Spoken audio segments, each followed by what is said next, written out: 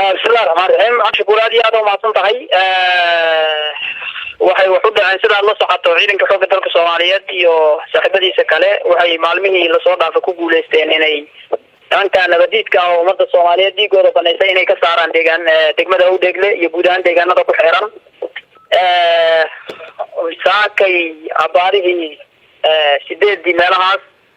ayay weeraro ku bilowday muxuu ahaa ii sheegay gawaari ay soo adeegsadeen qaraxyo iyo waxyaabo ay ku soo rareen ay isku dayeen inay difaacyadeen ku soo hajuumaan taasna horay ayaan uga foojignaynay warbixinadooda iyo waxoodana waa la soconay sida muxuu ahaa caadiga ahba marka taasi waxay sababtay in weeraradii ay soo qaadeen ay ku dhamaadaan guuldaro ay jab kala kulmaan dhammaan gaadiidkii qaraxyada ahaa ee ay isku dayeen inay ciidamadeena ku soo weeraraan ayagoon bartilmaameedkooda iyo meel u dhawinta baan imaanaysa marka wixii ku dhamaadaan marka intaas baan sii karaa hadda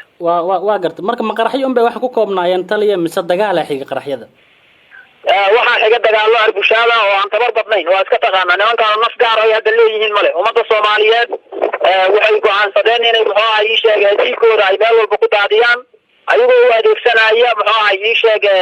waxa muxuu ahaa ii sheegay imaalawayaasha ay ku soo xireen oo ay sabaan inay muxuu ahaa ii sheegay shacbiga Soomaaliyeed ayagoon hadaf lahayn dibna aan muxuu ahaa ii sheegay waxaan falnay ku dhibaateeyaan marka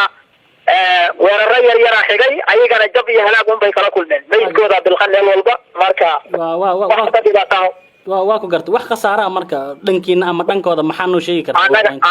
anaga waa dhaawacyo yar oo firadii gaadiidka ay qaraxyada u adeegsadeen naga soo gaargaaro way jiraan laakiin wax kale dhibaato ah soo gaaro ma jiro waa gartay weerarka oo kale ma xeraa la soo weeraray ma idinka howlgal ku jira la idin helay weerarka oo kale sidoo u dhacay meesha bartilmaameedka muxuu ahaa howlgaladana horta way iska socdeen laakiin waxay isku dayeen inay meesha ciidanku uu deganay ay soo weeraraan meesha ciidanku deganay inay soo weeraraan ay isku dayeen kaasna muxuu ahaa ii sheegay uma aysan suurtagelin ciidamada foojignay darteed iyo muxuu ahaa ii sheegay waxa ay wadaan oo dee baadil ah oo mar walba un fashil isaga dhamaado darteed waa gartay marka meesha ma xero gudaheeda dadka usoo gudbeen mise meesha la weerar waxay ku taalaa meel banaanka ka ah mise magaaladiiba weli aban taliya weli lama wada qaban Awdeegle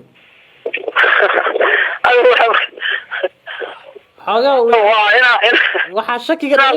qabano mar hore idin sheegnay waa fiicnaa lahayd marka inay soo kaxayno idin keeno waa mahadsantaha marka yacni iyagoo kaleeto le wax dadoo ka heesaan maa jira warar baa sheegaya inaad dad ka qabateen arrintaas oo kale wax ka waxay wax badan uga tageen deegaanada aan ku dagaalamay way jiraan dad laga qabtay oo muxuu ahaa ii sheegay aan gacanta ku hayno iyo hub intaba way jiraan marka nimankaas wax xero ah ee ay soo galeen ama u suurtagala ma jirto xerada waa meesha hadda aan kala hadlayo oo ku suganayo oo fadhiyo ayagana muxuu ahaa ii sheegay waxyaabaha dhagarta ay maleegayeen aad baan ula soconay isha ugu hayno runtii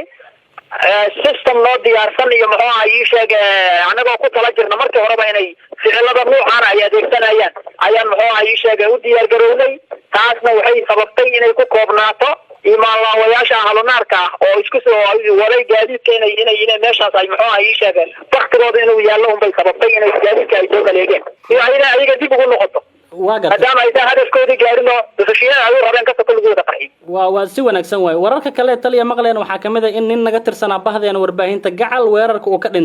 ku dhintay arrinkaa wax ka dheh waa dhaawac unba waxaa jira laakiin dhimasho ma jirto gacal isagu waa dhaawac oo weerarka kuma dhiman aad u weyn ha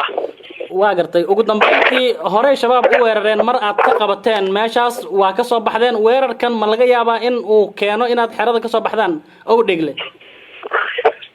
reedkoodaan hadda ku joognaa ayaga unbayba u daran tahayba marka anagoo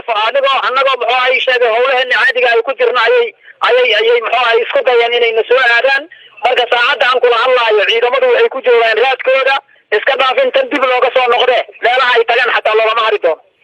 mar saddexaad haddii aan ku weydiiyey gacal waa dhaawac baad dhegeystayaasha leedahay soo maaha aad u weyn ha waad mahadsantahay adaa mudan aad baa umahadsantahay